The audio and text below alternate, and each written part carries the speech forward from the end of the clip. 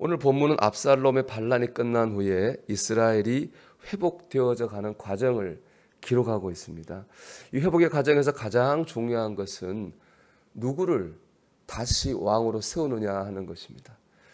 다윗 왕이 이겼으니까 다시 다윗 왕이 되는 것이 당연하다 생각할 수 있겠지만 현실은 전혀 달랐습니다. 당시 이스라엘에서 압살롬의 인기는 굉장했습니다. 우리 10절에 보는 것처럼 북이스라엘의 10개 지파는 이미 압살롬을 기름 부어서 왕으로 세웠었습니다. 거기다가 남유다 지파도 안에도 압살롬을 지지하는 사람들이 굉장히 많았습니다. 이처럼 압살롬을 지지하는 사람들에게는 두 가지 선택지가 있었어요. 첫째는 다시 다윗을 왕으로 인정하는 것이 있고, 또 하나는 압살롬의 후계자를 왕으로 다시 세울 수도 있는 겁니다. 그들은 이걸 놓고 아주 경론을 벌였어요. 경론 끝에 그래도 다시 다윗을 왕으로 인정하기로 했습니다. 그건 다윗이 예전에 블레셋 사람들의 손에서 이스라엘을 구했던 그 과거의 공을 생각하고 인정하면서 다윗을 다시 왕으로 인정하기로 한 것이죠.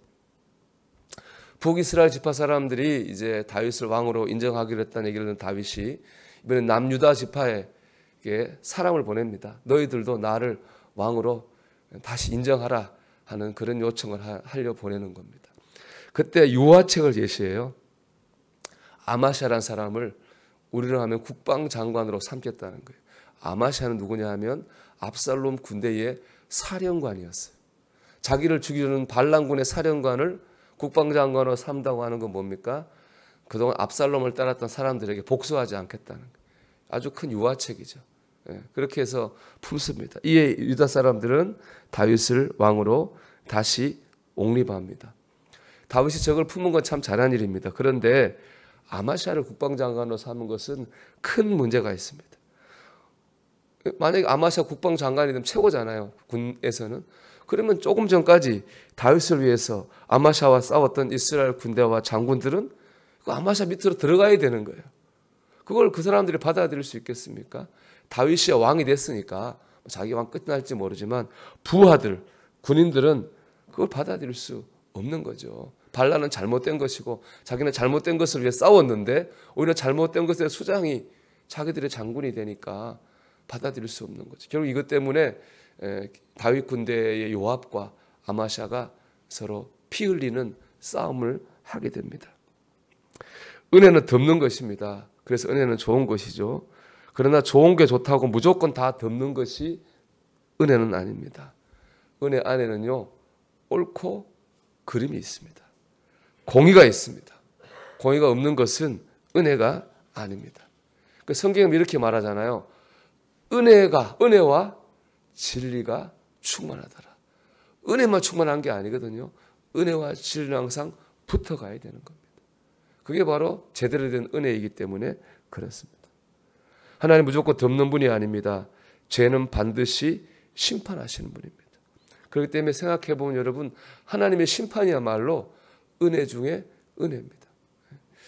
우리나라 프로파일러 1호는 권지영 전 경감이라는 분인데, 이분이 강의를 대학교에서 하는데 한 학생이 질문을 합니다. 죄를 지은 죄인에 대한 벌이 너무 가볍지 않습니까? 이렇게 질문하니까 그 권지영 경감이 말하기를 벌이 가벼운 것도 문제인데 더 큰 문제는 형을 줄여주는 감경 조항이 너무 많다는 게 문제라는 겁니다. 대표적인 게 뭐냐? 반성했다 하면 형을 줄여준다는 거예요. 근데 그 반성을 누구한테 하느냐? 존경하는 재판장에게 반성하면 형을 줄여준다는 거예요. 그 반성을 피해자한테 하지 않는다는 거예요. 존경하는 재판장님 반성합니다. 그러면 형이 뚝 준다는 거예요. 그걸 본 피해자나 피해자 가족들은 얼마나 괴롭고 마음이 힘들겠습니까? 참 억울할 겁니다. 우리도 살다 보면 억울할 일이 있고 속상할 일이 있습니다.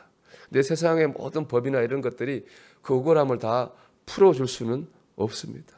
근데 하나님은 우리 억울함을 알아주십니다. 알아주시는 것만이 아니라 갚아주십니다. 하나님이 억울함을 알아주시고 갚아주시는 것, 그게 바로 심판입니다. 하나님은 심판을 통해서 죄를 심판하시고 억울한 사람의 억울함을 다 갚아주십니다. 그래서 억울한 이들이 없게 하십니다. 그렇기 때문에 하나님의 심판이야말로 은혜 중에 은혜입니다. 사랑하는 여러분, 하나님의 공의로운 심판을 믿으시기 바랍니다. 그 심판의 때를 바라보시기를 주의 이름으로 축원합니다.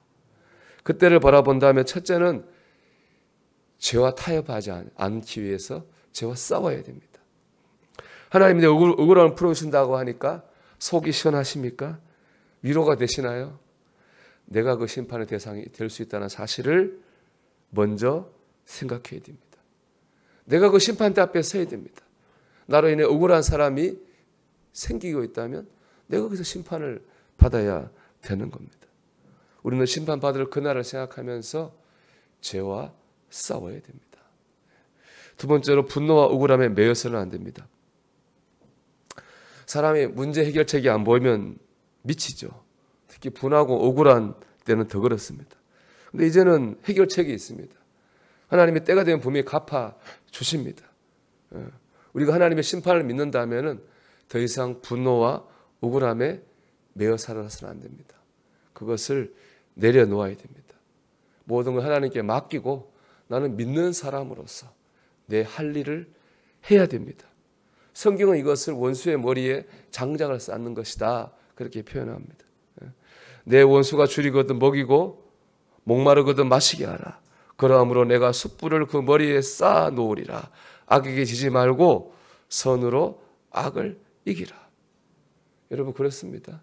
우리는 같이 악으로 대할 게 아니라 선으로 악을 이겨야 됩니다. 그게 하나님의 심판대 앞에 설 때 우리가 진정으로 하나님 앞에 구원받는 일이고 은혜 받는 길인 줄 믿습니다. 하나님의 심판의 때를 믿으십시오.